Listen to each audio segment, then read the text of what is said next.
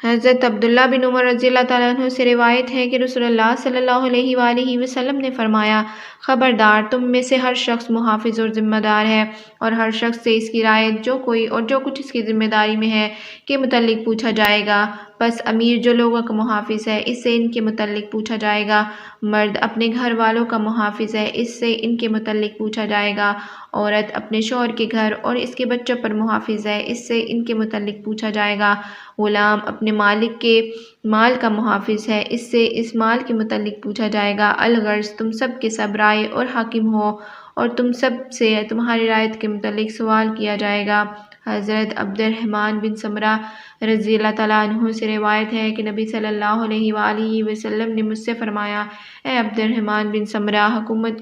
حکومت کا سوال نہ کرنا، کیونکہ یہ اگر تمہیں مانگنے پر دی گئی تو تم اس سلسلے میں اپنے آپ کے سپرد کر دیے جاؤ گے، یعنی اللہ تعالیٰ کی طرف سے مدد نہ ہوگی، لیکن اگر بغیر مانگنے کے دی گئی تو اس میں تمہاری مدد کی جائے گی۔ یا اللہ، ملک پاکستان کو ایسا حکمران عطا کر جو تیرے دین کی خاطر کام کرے، جو تیرا دین اس ملک پر نافذ کرے، جو اسلامی قوانین کی پاسداری کرے۔ یا اللہ، اے رب کعبہ، اس ملک کے لیے خالص اور نیک اور صالح حکمران عطا فرما۔ آمین ثم آمین یا رب العالمین۔